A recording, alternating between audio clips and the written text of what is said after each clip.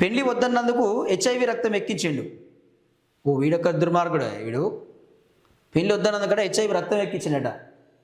నిన్న మొన్న సినిమా వచ్చింది కదా, రాజు వెడ్స్ రాంబాయ్, సేమ్ స్టోరీ అది, రియల్ స్టోరీ అదే. వీళ్ళు సినిమాలు చూసి చేస్తారా ఏంది మరిగా ఇటువంటి పనులు? ఈ సినిమాలు చూసి ఇటువంటి పనులు చేస్తారా? ఇవి ఇటీవల దానికి ఉత్తమ చిత్రంగా అవార్డు వచ్చింది. సొంత మర్దలపై పగతో పైశాచిక చర్య. యువకుడితో ఇటీవల నిశ్చితార్థం. ఎయిడ్స్తో అతని తండ్రి మృతి. అతనికి హెచ్ఐవి ఉందని తేలడంతో పెళ్లి క్యాన్సల్. మరి ఎట్లా చేసుకోవాలరా బాబు నేను? ఇప్పుడు నీ తండ్రికి ఎయిడ్స్ వచ్చింది, చచ్చిపోయాడు. డౌట్ వచ్చి నీకు చెక్ చేస్తే నీకు కూడా హెచ్ఐవి అని తేలింది. సో ఎంగేజ్మెంట్ అయ్యింది. ఇక నయం ఆ అమ్మాయి అదృష్టమే బాగుంది. ఇక వాడు ఇంజక్షన్ ఇచ్చింది. ఇక పగ పెంచుకొని యువతికి బలవంతంగా హెచ్ఐవి రక్తం ఇంజెక్ట్. మేడ్చల్ జిల్లాలో దారుణం జరిగిందట. ఇది ఇంత దారుణమా ఇది?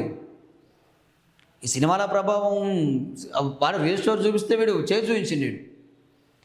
సో ఇక వాడు పగ పెంచుకొని, సో ఇక నేను చచ్చిపోతే ఇక నువ్వెందుకు బతకాలని చెప్పి వాడు పగ పెంచుకొని వాడు పైశాచిక, ఇక వాడు సైకో ఉన్నట్టుంది. ఇక వాడిగా ఆమె బలవంతంగా హెచ్ఐవి ఇంజెక్షన్ ఇచ్చేసినట్టు ఆమెకి. ఇక సో ఇక వీడు చచ్చింది కాక వామన చాంపుడు.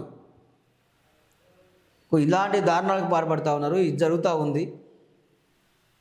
ఆ అమ్మాయి ఏం పాపం చేసిందిరా బాబు?